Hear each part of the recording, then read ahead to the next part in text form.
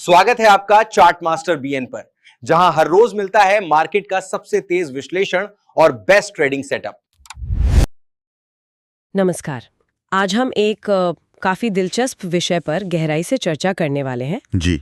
पिछले कुछ सालों में हमने देखा है कि भारत के शेयर बाजार में रिटेल यानी हम जैसे आम निवेशकों की भागीदारी वो तूफानी रफ्तार से बढ़ी है। हाँ, बिल्कुल। आंकड़े देखें तो मार्च 2020 में करीब 4.2 करोड़ निवेशक थे। जून 2025 तक ये संख्या 13 करोड़ हो गई। 13 करोड़ मतलब 3 गुने से भी ज्यादा। हाँ बिल्कुल, ये तो जैसे कोई वित्तीय क्रांति लगती है ना? हाँ, लगने में तो ऐसे ही लगता है। लेकिन इस चमक के पीछे एक थोड़ी गंभीर सच्चाई भी छिपी है। वो क्या? सेबी की एक हालिया स्टडी आई है, वो बताती है कि वित्त वर्ष 2025 में इक्विटी डेरिवेटिव्स में ट्रेड करने वाले 91%। 91%? हाँ, 91% इंडिविजुअल ट्रेडर्स ने पैसा गंवाया है। बाप रे, ये तो बहुत बड़ा आंकड़ा है। और कुल नुकसान 1,06 करोड़ रुपए का। 1 लाख करोड़ से ज्यादा? हाँ जी। तो हमारे पास जो स्रोत हैं वो इसी मुद्दे की तह तक जाते हैं,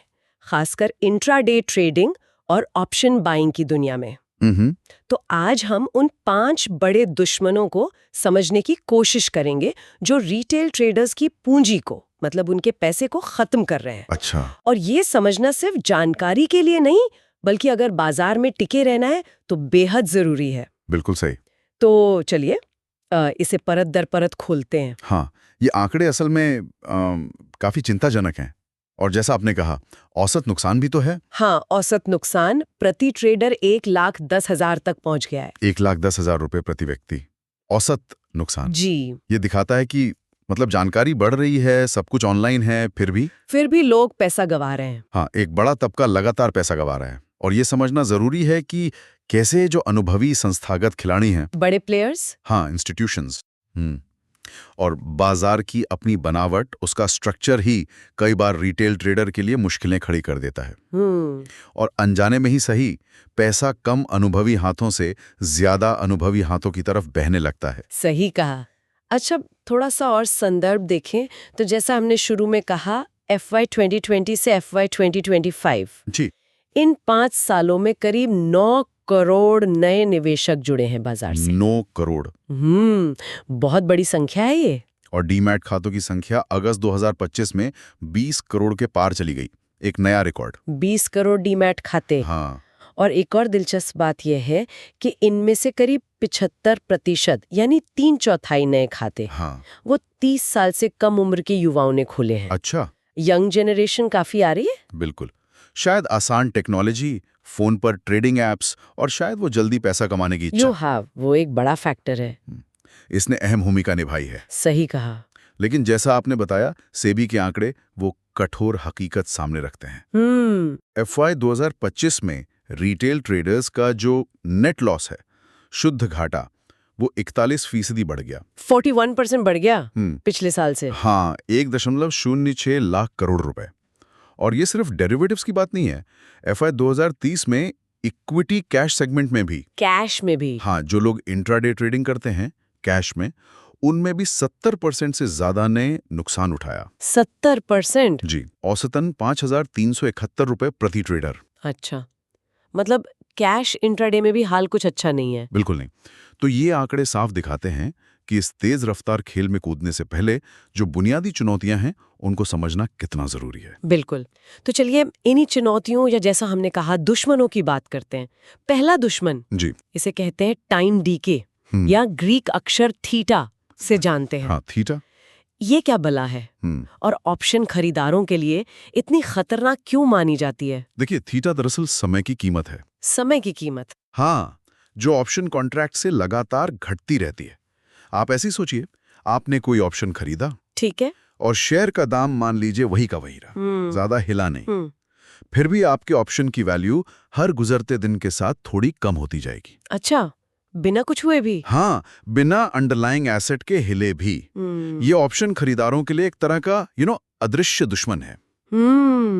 जो चुपचाप पैसे को कम कर रहा है। बिल्कुल, जो चुपचाप उनकी पूंजी को खा रहा है। ये उस बर्फ की सिल्ली की तरह है जो धीरे धीरे पिघल रही है, चाहे मौसम ठंडा ही क्यों न हो। और यहाँ एक खास बात ये भी है ना कि ये जो पिघलना है या डीके है, ये एक समान गति से नहीं होता। नहीं, बिल्कुल नहीं। स्रोत बताते हैं कि एक्सपायरी के जैसे जैसे नजदीक आते हैं, हाँ, खासकर आखिरी महीने में, हाँ, इसकी रफ्तार तेज हो जाती है। सही कहा। और सबसे तेज होती है बिल्कुल आखिरी हफ्ते में। बिल्कुल, एक्सपायरी से ठीक पहले थीटा बहुत तेजी से वैल्यू खाता है। मतलब वैल्यू तेजी से गिरती है एकदम। इसको गणितीय रूप से समझे तो अगर किसी ऑप्शन का थीटा मान लीजिए -5 रुपए है, ठीक है। तो बाकी सब कुछ अगर स्थिर रहे तो वो हर दिन 5 रुपए की वैल्यू सिर्फ समय बीतने की वजह से खो देगा। रोज 5 रुपए कम। हाँ, और ये डीके वीकेंड और छुट्टियों पर भी जारी रहता है। अच्छा, शनिवार रविवार को भी? हाँ, मतलब शुक्रवार शाम से सोमवार सुबह तक आपको 3 दिन का थीटा डीके झेलना पड़ता है। ओह,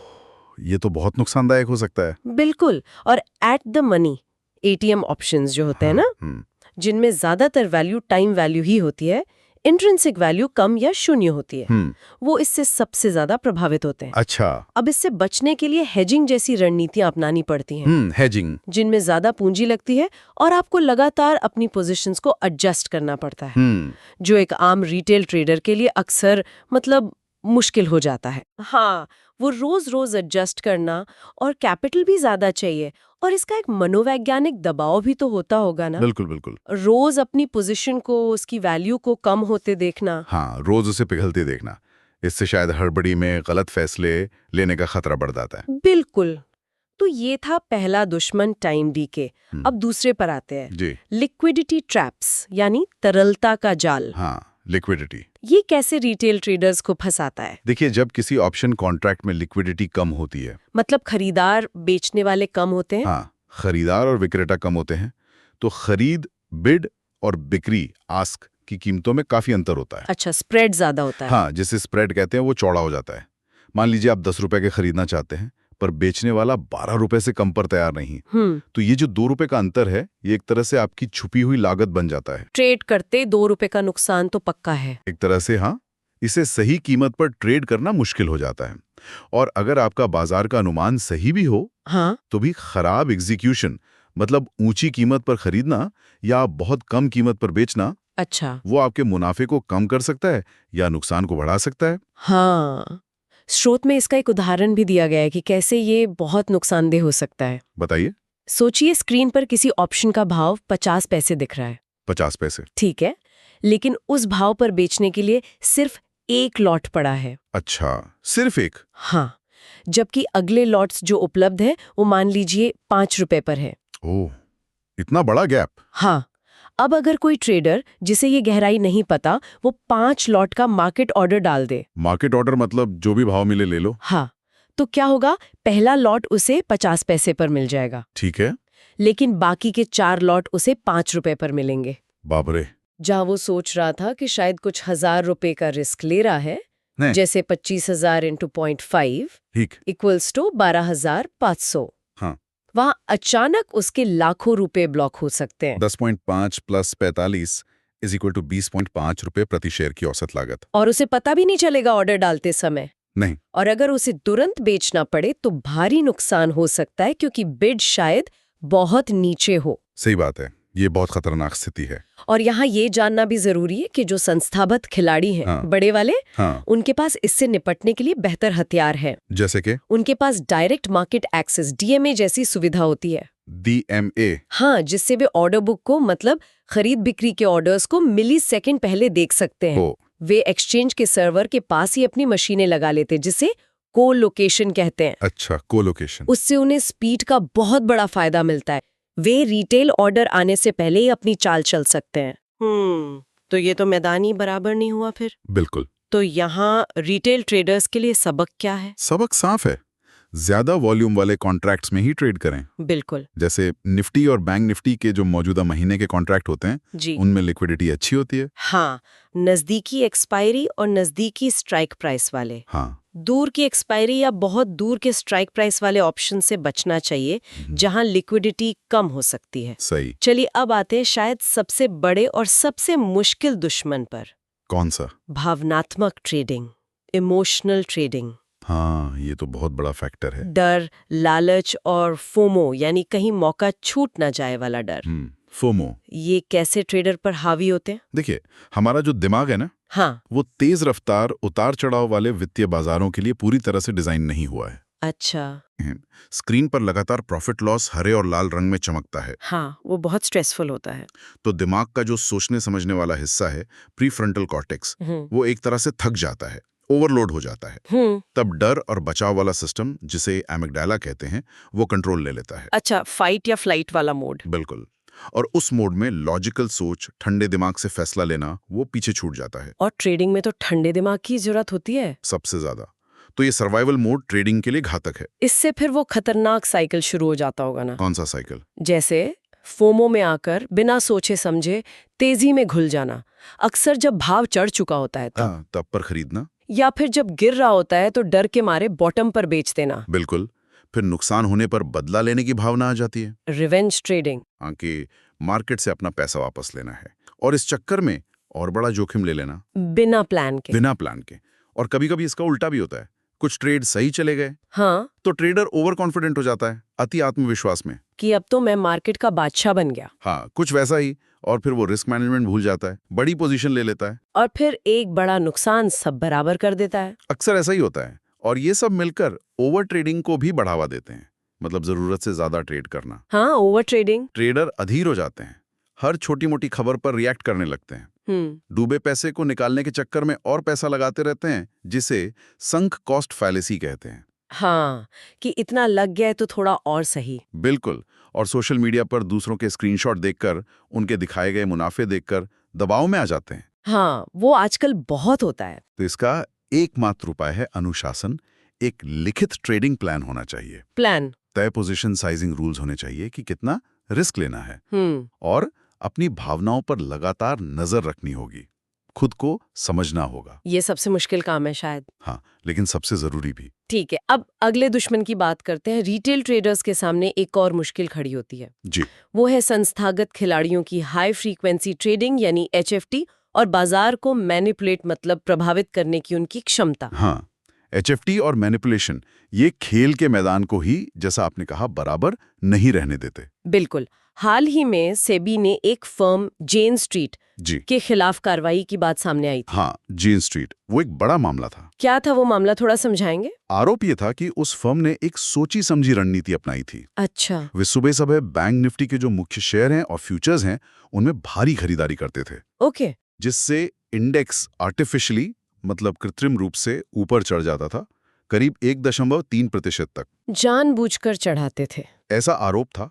और साथ ही साथ वे बैंक निफ्टी ऑप्शंस में बड़ी मात्रा में शॉर्ट पोजीशंस बनाते थे, मतलब कॉल्स बेचते थे, पुट्स खरीदते थे। ओके, मतलब बाजार के गिरने पर पैसा बनाने वाली पोजीशन। हाँ, फिर बाद में कुछ समय बाद वे अपनी कैश और फ्यूचर्स की पोजीशन को उलट देते थे, मतलब बेचना शुरू कर देते थे। हाँ, जिससे इंडेक्स तेजी से नीचे आता था। अच्छा।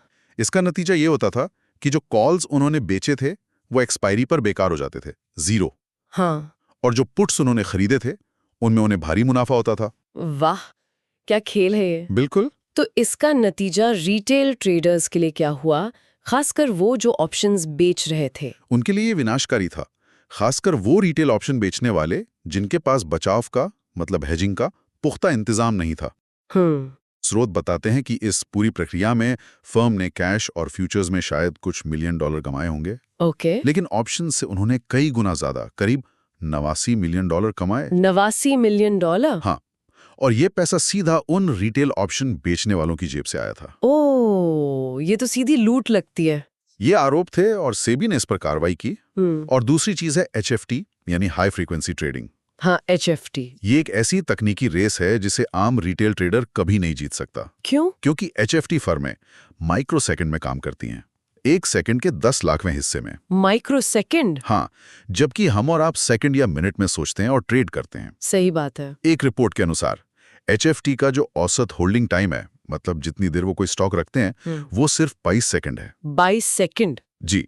वे भारी मात्रा में डेटा प्रोसेस करके मिली सेकंड में फैसले लेते हैं, और जरूरत पड़ने पर वे बाजार से लिक्विडिटी हटा भी सकते हैं। लिक्विडिटी हटा सकते हैं मतलब वे अपने खरीदने या बेचने के ऑर्डर अचानक हटा सकते हैं, जिससे बाजार में गहराई कम हो जाए और कीमतें तेजी से ऊपर नीचे हों। अच्छा, इससे भी रिटेल ट्रेडर को नुकसान हो सकता है। बिल्कुल, ये रिटेल ट्रेडर के खिलाफ एक ढांचागत बढ़त है, एक स्ट्रक्चरल एडवांटेज। ये तो काफी गंभीर बात है। जी। और अब आते हैं पांचवे और आखिरी दुश्मन पर, पांचवा दुश्मन, ओवर ट्रेडिंग और ट्रांजैक्शन कॉस्ट का बोझ। हाँ, लागतें। ये दुश्मन धीरे धीरे लेकिन निश्चित रूप से पूंजी को कम करता है। कैसे? देखिए, हम जब भी कोई ट्रेड करते हैं तो उस पर कई तरह की लागतें लगती हैं। हाँ, ब्रोकरेज वगैरह। ब्रोकरेज तो है ही, लेकिन उसके अलावा भी बहुत कुछ है। सबसे पहले है सिक्योरिटीज ट्रांजैक्शन टैक्स, यानी एसटीटी। एसटीटी, हाँ। ये खरीद और बिक्री दोनों पर या किसी एक पर लगता है, और अलग अलग सेगमेंट के लिए इसकी दर अलग अलग होती है। इंट्राडे इक्विटी पर अलग, ऑप्शंस पर अलग। फिर ब्रोकरेज है, चाहे डिस्काउंट ब्रोकर ही क्यों ना हो, एक्सचेंज की फीस होती है, जीएसटी लगता है, क्लियरिंग चार्ज होते हैं। हाँ, कई छोटी छोटी लागतें जुड़ जाती हैं। बिल्कुल। और एक और छुपी हुई लागत है स्लिपेज कॉस्ट। स्लिपेज वो क्या है? वो जो हमने पहले बात की थी ना, कि आप जिस दाम पर ट्रेड करना चाहते थे और जिस दाम पर वास्तव में आपका ट्रेड हुआ, उसके बीच का अंतर। अच्छा, बिड आस्क स्प्रेड जैसा ही। हाँ, या फिर मार्केट ऑर्डर में जो भाव मिल गया, ये कम लिक्विड कॉन्ट्रैक्ट्स में ज्यादा होता है। तो ये सब लागतें जुड़ती जाती हैं। हाँ, और बार बार ट्रेड करने पर ये तेजी से जमा होती हैं। सेबी का डेटा भी तो यही दिखाता है ना? हाँ, बिल्कुल। सेबी का डेटा बताता है कि जो ट्रेडर्स नुकसान करते हैं, उनके लिए ये ट्रेडिंग लागतें उनके कुल नुकसान का एक बहुत बड़ा हिस्सा बन जाती हैं। कितना बड़ा हिस्सा? पहले की तुलना में 57% ज्यादा बताया गया है। मतलब लागतें उनके नुकसान को और बढ़ा देती हैं। अच्छा, और जो लोग मुनाफा कमाते हैं, उनका क्या? जो कुछ लोग मुनाफा कमा भी पाते हैं, उनका भी लगभग 19% हिस्सा, मतलब मुनाफे का करीब 5वां हिस्सा, इन लागतों में चला जाता है। 19%? जी। ये तो बहुत ज्यादा है। जी, ये साफ करता है कि बार बार बहुत ज्यादा ट्रेड करना कितना महंगा पड़ सकता है। आपकी पूंजी धीरे धीरे खत्म होती जाती है। और ओवर ट्रेडिंग के पीछे कारण क्या होते हैं? वही इमोशंस? अक्सर वही मनोवैज्ञानिक कारण होते हैं जिनकी हमने पहले बात की। अधीरता, जल्दी पैसा बनाने की चाहत, बाजार के शोर, मतलब हर खबर पर रिएक्ट करना। हाँ। नुकसान की भरपाई करने की जल्दी, जिसे रिकवरी सिंड्रोम कहते हैं। अच्छा। और कंफर्मेशन बायस, मतलब सिर्फ वही जानकारी देखना या सुनना जो आपकी पहले से बनी हुई राय को सही साबित करे। ये सब मिलकर ओवर ट्रेडिंग करवाते हैं और लागतें बढ़ती जाती हैं। बिल्कुल। और इस सब के ऊपर एक और मुश्किल परत है भारत का टैक्स सिस्टम। हाँ, टैक्स। ये मामले को और पेचीदा बना देता है। कैसे? इंट्राडे ट्रेडिंग पर टैक्स कैसे लगता है? देखिए, इंट्राडे ट्रेडिंग से जो भी कमाई होती है, हाँ, उसे इनकम टैक्स एक्ट के सेक्शन 43(5) के तहत सट्टा व्यापार आय, मतलब स्पेक्युलेटिव बिजनेस इनकम माना जाता है। स्पेक्युलेटिव बिजनेस इनकम, इसका क्या मतलब हुआ? इसके कई मायने हैं। पहला, इस मुनाफे पर आपको अपनी व्यक्तिगत इनकम टैक्स स्लैब के हिसाब से टैक्स देना होता है। मतलब 5%, 10%, 20%, 30% जो भी लागू हो। हाँ, वही। आपको कोई रियायती कैपिटल गेन्स टैक्स रेट को फायदा नहीं मिलता, जैसे डिलीवरी बेस्ड ट्रेडिंग में मिलता है। ओह, तो अगर कोई 30% वाले स्लैब में है तो उसे मुनाफे का 30% टैक्स देना होगा। जी हाँ, प्लस सरचार्ज और सेस अगर लागू हो तो। ये तो काफी ज्यादा है। और नुकसान का क्या? नुकसान का नियम और भी सख्त है। इंट्राडे ट्रेडिंग से हुए लॉस को आप सिर्फ दूसरे सट्टा व्यापार के मुनाफे से ही एडजस्ट, मतलब सेट ऑफ कर सकते हैं। सिर्फ सट्टा मुनाफे से? मतलब सैलरी या किसी और बिजनेस इनकम से नहीं? नहीं, बिल्कुल नहीं।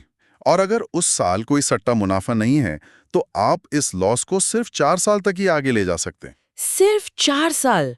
जबकि नॉन स्पेक्युलेटिव बिजनेस लॉस 8 साल तक कैरी फॉरवर्ड होता है। सही का। तो नियम काफी कड़े हैं। और भी कुछ है? हाँ, अगर आपका सालाना टर्नओवर